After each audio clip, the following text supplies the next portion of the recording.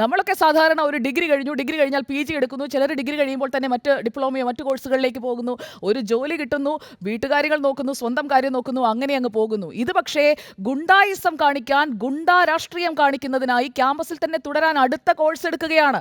അതല്ലാതെ career ചേഞ്ചിന് വേണ്ടിയൊന്നുമല്ല. Career ചേഞ്ചിനാണെന്നുണ്ടെങ്കിൽ ആദ്യം പഠിച്ച വിഷയത്തിൽ ജോലിക്ക് അപ്ലൈ ചെയ്യണ്ടേ, ജോലിക്ക് ശ്രമിക്കണ്ടേ? ഇതല്ല. ഒരു ഡിഗ്രി എടുക്കുന്നു, അത് കഴിഞ്ഞിട്ട് ചിലപ്പോൾ രണ്ടാമത്തെ ഡിഗ്രി എവിടെ എടുക്കും, അല്ലെങ്കിൽ ഒരു PG എടുക്കും, അല്ലെങ്കിൽ രണ്ടാമത്തെ PG എവിടെ എടുക്കും.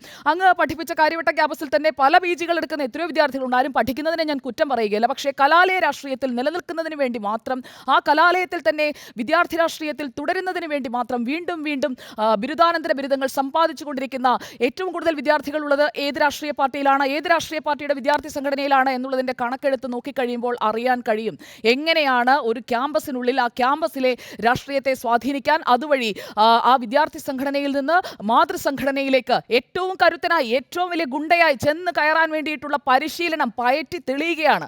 അതിനുള്ള അവസരം ഒരുക്കി കൊടുക്കുന്ന സംവിധാനമാണ് കേരളത്തിൽ ഇല്ലാതാകേണ്ടത് എന്നുള്ളതാണ് ഈ വിഷയത്തിലെ എൻ്റെ അഭിപ്രായം.